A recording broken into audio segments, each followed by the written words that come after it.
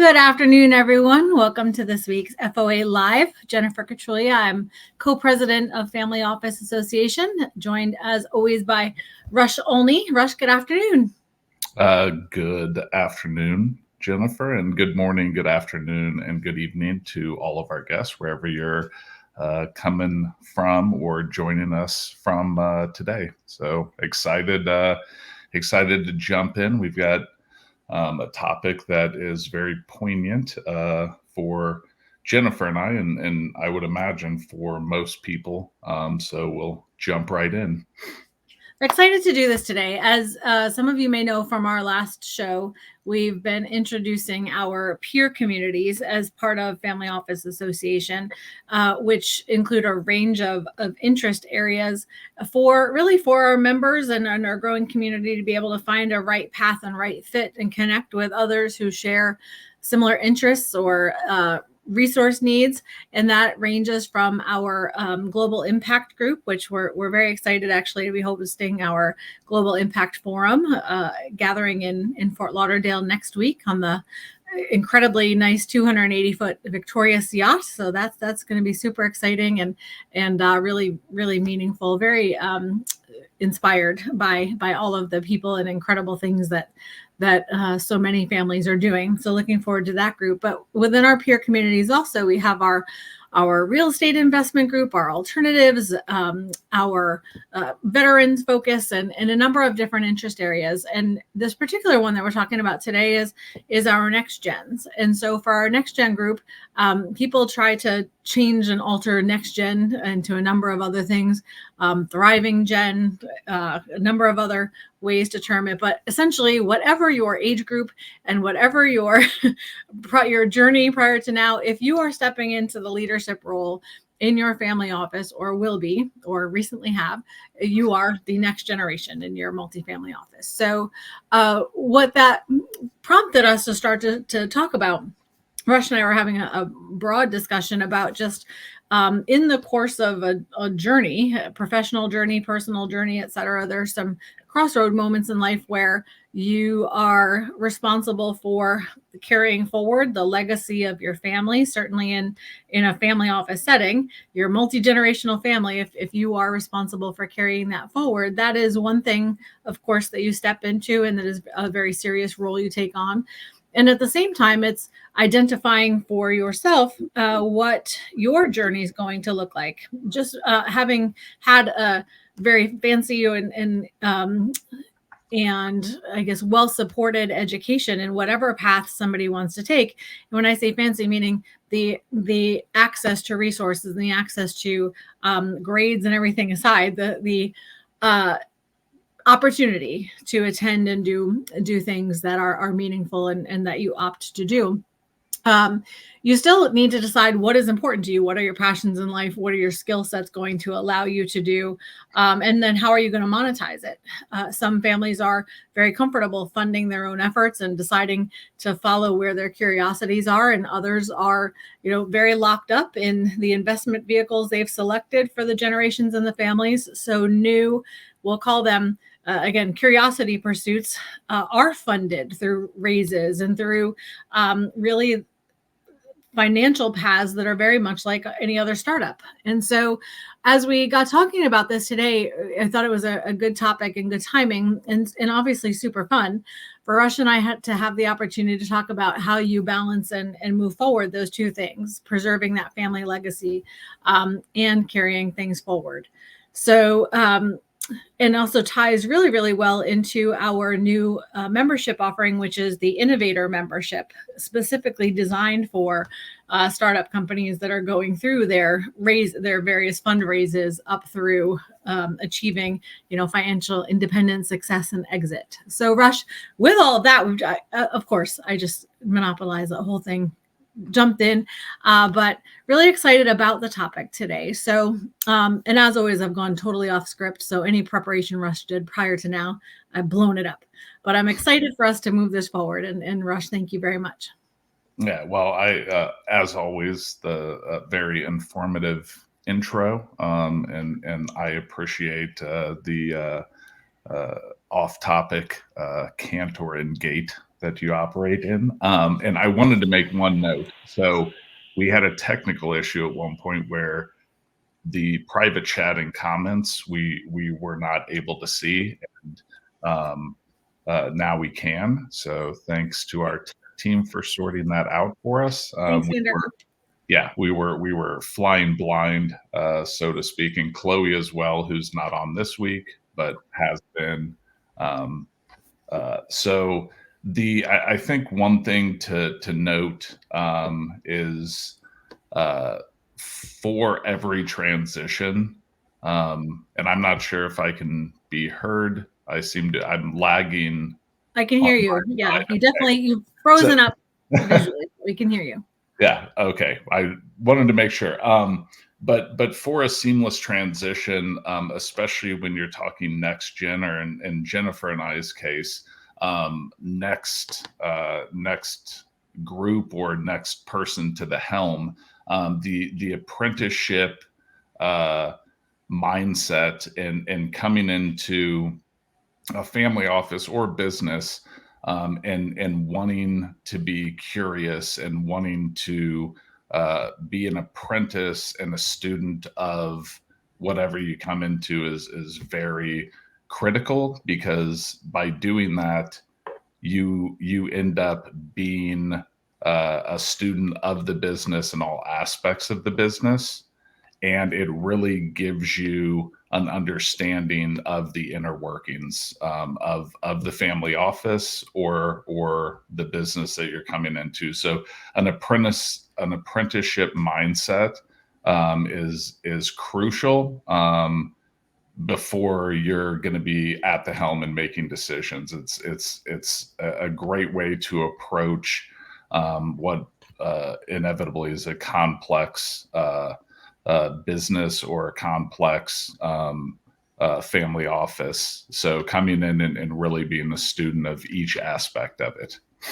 And so with that in mind, we are actually going to kick off a 6-month process with our next gen community. And certainly you don't need to be next gen to participate in this. And if you are a current leader of your family office or a current leader of growing companies, et cetera, we also absolutely welcome mentors as part of this effort. So please reach out. And loving all of the activity that we're seeing now within the new member website, which I think will really support this very, very well. But what we are kicking off as of this call today is for the next 6 months, we're going to be working through a project together, which will be both a mock, for those not yet having stepped into the shoes, but mock family office leadership for those of you stepping in, as well as a checklist for those who are venturing into new business in your own passion area and your own interests. And so we're going to run through from a family office leadership standpoint, really getting your feet under you and gathering the information you need to be assuming that spot within your family. I've had some recent conversations where I've spoken with some of you stepping into that leadership role, and we've had conversations about the time you spend with your parent who is leading today and gathering information, and in some cases providing moral support. Some of you have mentioned for those who are kind of struggling with the idea that they won't be leading someday, or that there will be a generational transition. So there's so many factors there. But when we look at it in a very cut and dried way, stepping into that leadership role does involve some key things. And for those of you who are FOA members, we're going to post this out within the website so you can have access to it, so don't have to feverishly take notes. But when you are stepping into that role, some of the things that become really, really important are, first, have you had the conversation internally in a very, very deep, carry it forward way, not in a high level just chatter, but understanding the family office vision and values to the point of documenting that and really having that as your core mission to be able to preserve and protect it and carry that forward. That family vision, is it documented somewhere? Is it preserved? Is it something you will be able to leverage and then share with your next generations and generations? And that includes the foundational principles that guide your family's investments, philanthropy, business decisions, all of really the business plan and operating manual for your family. Is that something you have in place? And then, as we talk about financial literacy and strategic planning within the family, Rush, I don't know if you want to run through a couple of those, but kind of our next steps in the process. Yeah, the foundational understanding of I guess sort of what came before, or being a student of the history of the family office, is uh, I guess a lot of times when we speak about or with next gen families, they have their own ideas, passions, and desires and direction that they want to move things. And I think what we would like to do is to help ensure and be part of the journey of getting the foundation and what the current mantra of the family office is out and on paper and documented.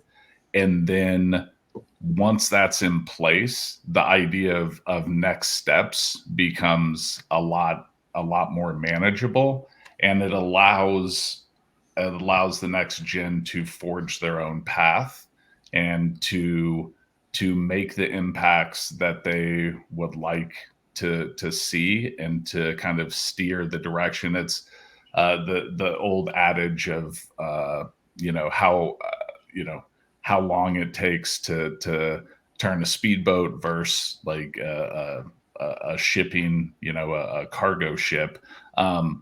The what's been put in place, and what has kind of moored your family office and your individually is going to be different for each group. But being able to distill that down and understand that, and then make changes that you want to see that are impacting both the environment, community, and business, how you see fit going forward, is sort of what the crux of this exercise over the next 6 months will be. Great. So thanks, Rush, very, very much. And so again, to that first point on the list that we'll share out, that's that understanding the family values, the vision, and making sure that you have that really locked down, so you're able to continue to come back to it and make sure we're preserving that going forward. From a financial literacy standpoint, that's where it can sometimes get a little bit dicey in the family, because as we talk about transitioning, getting closer to the checkbook and getting close to understanding the inner workings of the way things have been led to date can be very exciting, and can also lead to some difficult conversations when you're the family member transitioning that information to your next leader. And so, but we want to really, really understand is the financial operations, including the management, the estate planning, and the risk assessment for the family. What is the risk tolerance? How has that been? How have the protections been put in place today? Are there sufficient protections? I had the pleasure of speaking with a wonderful family over the last few weeks who has had, a range of investments for years, very, very active in a particular investment area. And that area is really, really struggling right now. And so one of the things the family is most grateful for is, even though they are feeling a lot of pressure in their current business activities and business holdings, the bulk of the wealth of the family, when we talk about, again, not freeing up cash for a lot of these VC endeavors, but it's because a lot of that multi-generational money has been, really locked down to pass on for generations. And so they're feeling very, very relieved about that because it is an important protection for what otherwise might be a lot of hardship for the family. So that financial literacy, understanding what's in place now, what can be improved, but also how to carry that forward, super important. And then from a strategic planning standpoint, learning how to set, if they are not in place, but setting your long-term goals and strategies for, further preserving and protecting that wealth is critically important. And so with those first few things in place, we're going to keep coming back to this as a checklist, and kind of shoring up in terms of your emerging leadership within your family. Or if you are the leader of your family, transitioning this on to your next gen. A lot of times these conversations, again, can get very complex, very fancy. Everybody's competing for kind of the more polished title. But at the end of the day, are you ready? Are you having these conversations? Are you actually in practice taking the series of steps to pass these things on responsibly within your family? And I will also caution that, a lot of times families will say, well, I have representatives to do this, or this is why I formed a family office, is to make sure that we've put this in the hands of others. And there's nothing that protects you the way your own family is meant to. Now, I realize in all cases, don't start the message, but how sometimes that can go. But at least in the perfect world, the idea of passing this on through a family is that no one, again, will protect you the way your family should and is meant to. No one will be able to understand the inner workings of your family and your mission and your goals. And also, anyone else who is put in charge of supporting your family office or of working on behalf of your family, their priorities, first and foremost, generally speaking, are going to be their own families and their own futures. And so they'll never have the same investment in it as you will. And so all of these things become critically important. Anytime I hear a new leader of a family office say, well, fortunately, we set ourselves up with all of these outside representatives, I'm like, please come see me in a couple of years, because you're going to find that what you've just created is a ton of exposure for yourself. And again, oftentimes the people charged with leading your family office will never have the experience that those within your family who created that wealth had, or the grit they needed in order to achieve that wealth and success. So there's no amount of outsourcing or hiring that can replace the importance of you leading from within the family. And so, once those things are in place, then we have the opportunity to talk about some other important things, which is, philanthropy and impact. We started this show with talking a little bit about our global impact event next week. But Rush, if you want to talk a little bit about that and just the importance of that as part of this checklist. Yeah, again, to go to the checklist, which I'm sorting out and sort of bouncing around as we've gone, bounced around the script, so to speak. But I think the approach in the checklist is to honor and build upon the legacy that your family and that you have put in place, and then for next gen to allow that next gen to make it distinctly their own, and to, I guess I'd say, outline that journey and opportunity. Those are going to be distinctly different with the passing of the baton, so to speak. And I guess sort of to Jennifer's point on the transition, and I get keeping that in-house, or keeping as much of that in-house on the decision making, and not passing that off as very close to home, as Jennifer and I have, as most people know, with Family Office Association, kind of came into this, and there was an existing business and mantra and way that they approached this business, and we sort of had to come in and get into the weeds, which was an exercise I'd never been through. And so I was sort of immediately put into the apprentice role, which I appreciated. And we've had our own back and forths on the fundamentals and the foundation of just this business, which in most situations is probably much less complex. Sorry, I'm sort of going tangential at the moment. But the unique position that you're in, and having access to the resources that can help craft and hone direction and purpose. And what the incubator is looking to do is to kind of help put everything in an organized or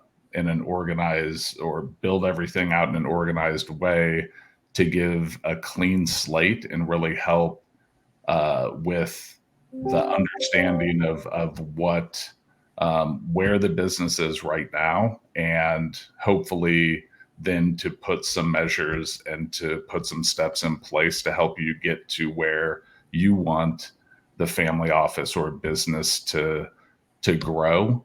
And so we do have a list. We can go through a few of them, but it's 25-step discovery process that we've put together. And again, we will put this on the website because trying to write these down in the next 3 to 5 minutes would probably be problematic. So a couple things I'll share, and thank you very, very much, Rush. And what he was starting to get into, which we'll talk about a little bit more. We always try to be very transparent. We want that, throughout the community. And so one of the things is, as many of you know, it's been about a little over a year now since Rush and I had the opportunity to step in as co-presidents of FOA. It's been about a year and a half since I became involved initially.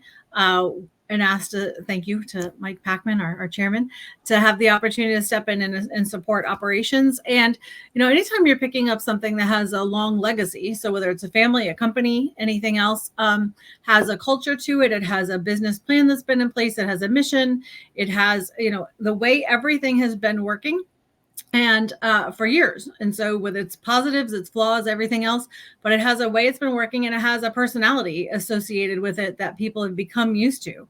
And so you can, and that's true of companies, again, that we work for, leadership changes, et cetera. So it's true in so many different settings. But coming into the leadership of and co-leadership of FOA in a way similar to, again, as many of you may come into leadership in your family, you encounter a number of things. First, excitement and curiosity about who you are and what you're going to do. Also, that challenge about, will you be as strong in leadership as your family member was or is as you're transitioning? Will you do something better if there's been some discontent or some criticism of the person before you? So really, again, there's some public opinion and some thought about who you're replacing and how you're replacing it that comes into play. But regardless, you are taking on the life's work in one way or the other of a person before you. And so there's a lot of scrutiny about who you are, what you're going to do, and can you carry the torch forward? And then once somebody decides that you're capable of doing that, it's what is that going to look like? What are you going to bring to the table? Who are you? And then what is that going to mean going forward? Is that a positive? Is it a threat? Is it, what are you going to contribute? And so in many cases, what we find is that that our new leaders in our families have to answer all those questions for themselves too, right? Because it's one thing in theory, and then you actually step into it, and now it's feet on the floor, and what are you going to do? And so this aligns very, very nicely. Again, I mentioned earlier in the show with our innovator membership, where people are looking at, here's what I'm passionate about doing. Here's what I want to do. Here's what I'm starting to do. And then, really building that and optimizing it in a way that drives a business and an effort that can be monetized. Or even if it's philanthropic efforts, how do you measure it, manage it, and continue to improve it? And also, how do you align that with you're curious about any number of things, haven't maybe had the chance to try many, many things in your own world. And what happens if I love it and want to scale it? And what happens if it doesn't align with my visions and I decide I need to change and tweak in order to just stay passionate about what I'm doing? So to Rush's point, we are going to put out the first part of our 6-month list of things we're going to accomplish together as part of this program. And you're going to hear us talk about it more on upcoming shows.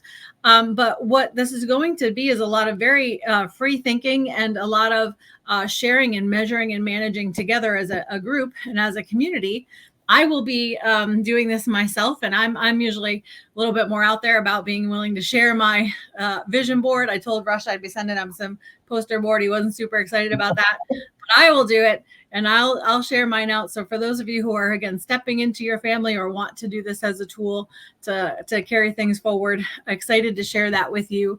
But we're going to begin with identifying your interests. What is it that captivates you, or what are you already doing, again, as part of your next steps in the family? And what is your vision going forward, and how does that translate into what your business and or philanthropic efforts will be? And then what are your skills? What skills do you have today, either naturally or that you've developed, and what do you need to go toward whatever your target is? And again, that may change. You may tweak it. You may choose to do other things, but you have to start with something you're driven for today that you're going to work incredibly hard at doing, and be motivated to do until or unless you decide to do something else. Everybody has a different belief system. My belief is that you want to be driving toward something, or you're learning nothing. And so you can tweak, but at least deciding what you're going to put your effort into today. And then with that in mind, what are the ways to further explore and develop your skills, and what are the research opportunities? What do you need to continue to learn, so that you're not kind of stagnating or getting caught up in perfectionism, where you decide not to move because you're paralyzed with, well, what if I don't do this well? And I'm going to hand it over to Rush, but I'll use the comparison that I took my wonderful, my nephew doesn't listen to these, so he can't hold it against me, but I took my nephew to one of those clay painting places, the artist places. And so and he was really happy to go. He's very creative. But he then got there and decided that he was so nervous about the outcome of what he was doing and whether it would be perfect, that he just didn't want to do anything. And so that can often be paralyzing for all of us, of course, as adults, and whatever we're doing as well. So what are we going to do in terms of research opportunities, learning opportunities to help drive each other through and forward? Because inevitably you are going to be leading. Knowing that certainty means that we have to keep moving. So Rush, as we kind of go through the next couple of points on the list, and again, we won't go through all 25, but we'll post this out for everyone, and we're going to start to post our case studies and success stories. And it always, I had a quote from my dad just pop in when you were talking about your nephew, and at a couple of integral moments in my life, he just reminds me with the prompt of no decision is a decision, or indecision. So that is a stance. It is not a very productive one. He very much said, make mistakes. You can course correct, but making no decision, you learn nothing and you create no movement. So I always enjoyed that one, not receiving it, but looking back on it now, it makes sense. So we will be posting the 25 steps. I don't know if you want me to go through a few of them. Well, we can rattle off just a few final ones, but to show that we are going to take action, we are going to be creating workshops. We are going to participate and share and collaborate about some upcoming networking events. Very intentional about this. We're going to create a business plan. We're going to create prototypes and work through them together.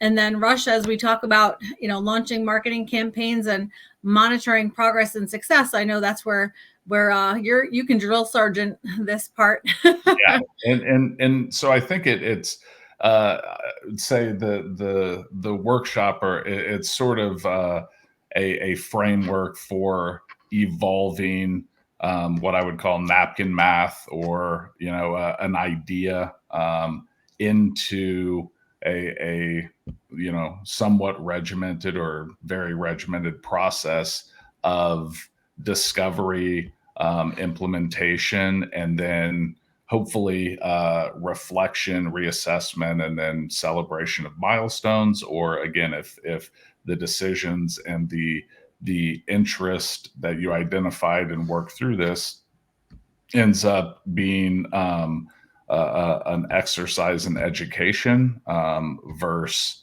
an actual operating business. That's sort of the not a bad thing. Again, a decision was made, you went through it, but it sets groundwork for the next process and or the next idea.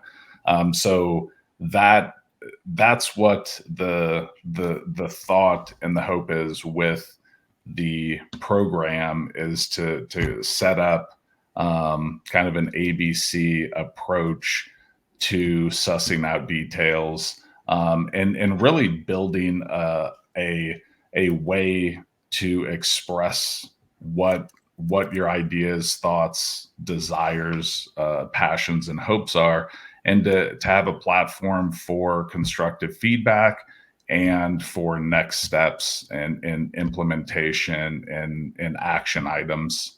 And we will be here. FOA will be here to support each of you through the process. We really look forward to what ideas come out and what just what we can do to kind of help foster both the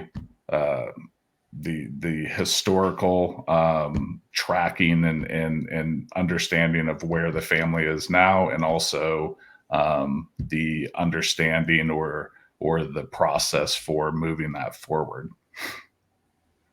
Okay, and so thank you very, very much, Rush, again. And what we hope is out of this, that this provides, opportunities for each of you to move forward individually, but also sometimes it's that sharing and that little bit of spark that comes from someone else and their story and their sharing that helps you along if you're having kind of a roadblock or a stumbling and so that is the idea behind this as a community, and really, really, again, excited to move this forward and share and support each other. So any questions any of you have, please let us know. You are going to see this, again, if you're inside the website, as an active discussion forum and process that we're going through together, and scheduling of workshops and time together. So again, thank you very, very much, everyone, for joining us today. As always, appreciate your time on these FOA Live episodes, and we will see you next week. Thanks, everyone. Take care. Thank you.